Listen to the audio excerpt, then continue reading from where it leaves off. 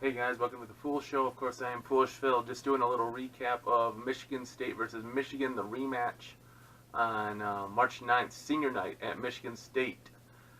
Oh, the game that could have been, but it just wasn't meant to be. There's just something about this year's team where Michigan just can't take advantage of what advantages they have. With Teskey and his height advantage, Michigan just can't take advantage of that. And give credit to Michigan State and Cassius Winston dropping down and doubling. They did really good switching. But there's 2 games in a row where Michigan just does not have an option with Teskey, even though he should be an option.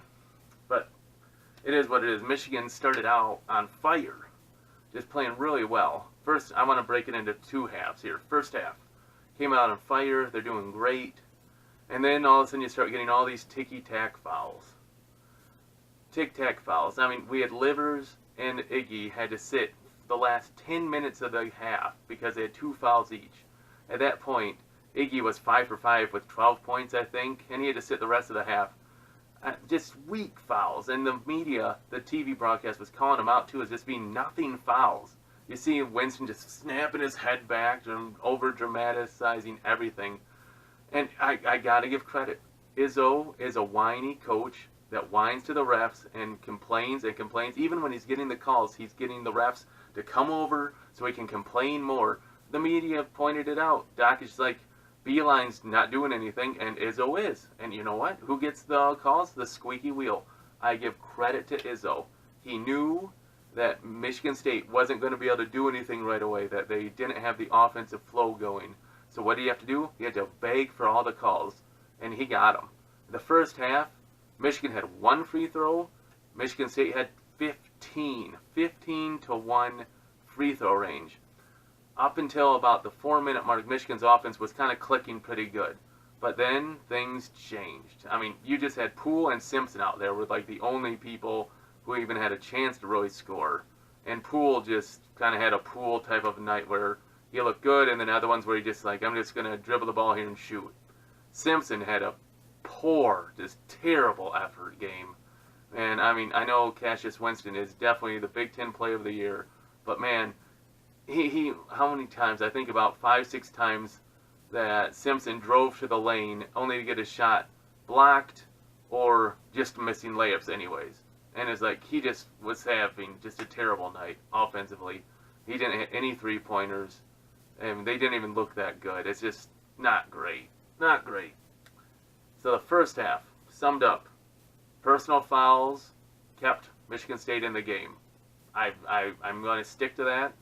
It kept Michigan State in the game. Michigan, with those fouls, had to put their starters on the bench, and it let Michigan State stay in the game.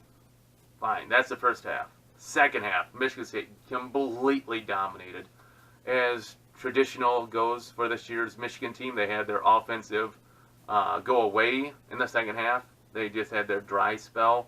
At one, I don't have the official time, but at one point it was a 20-2 run over like 6 minutes. And you could really go back to the first half at the 4-minute mark. Michigan just was worthless. They were up by, I think, 12 points at that point. And then it just went away. And you started seeing some of those more breaks going where you knew it wasn't going to be your night, where Cassius Winston banked in his only 3 of the game. I think he was 1 for 8 or 1 for 9, and his banked in. It gave him the lead on that shot. And like he was having, he took over the second half. He was just driving to the lane whenever he wanted to. And sometimes he would get fouled. He would get the whistle when there wasn't a foul, but he kept being aggressive. And you know, that's what he did. And again, he's the Big Ten Player of the Year. Hands down. No one else deserves it. He is the Big Ten Player of the Year. Oh, oh, it's frustrating because Michigan was playing so good, then so bad. And give credit to Michigan State. I give them credit. But Michigan also just missed layups. They missed open 3-pointers. It's just the second half. They just were totally out of sorts. And again, give Michigan State credit. You know, it is what it is. 2 big stats, again, for the game. Michigan, 20 fouls. Michigan State, 12. Okay? And the second half, the fouls didn't really matter a ton. The first half was where it was really a big factor. Second, huge stat.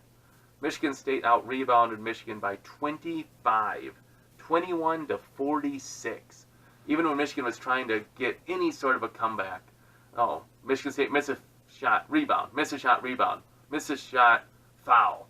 Then they go get their points. It's like, oh, man. Michigan only really had one offensive threat, and that was Iggy. He had to sit out. Poole tried. He got a little bit, but, you know, it just wasn't there. Teskey and Simpson never got that ball screen thing going at all. Never. It's like, credit to Michigan State for taking that away. Honestly, I don't see Michigan beating Michigan State with these teams. I don't know if Matthews playing would help, but I assume if Matthews comes back, I assume Ward will come back too by the Big Ten tournament. So maybe they'll play again. I just think Michigan's going to have an early exit this year. I don't think they're winning the Big Ten title, the tournament title this year. They just don't have it. And you know what? That might not be the worst thing because they can get a little bit of rest, hopefully get Matthews back and get ready for the Big Ten, the NCAA tournament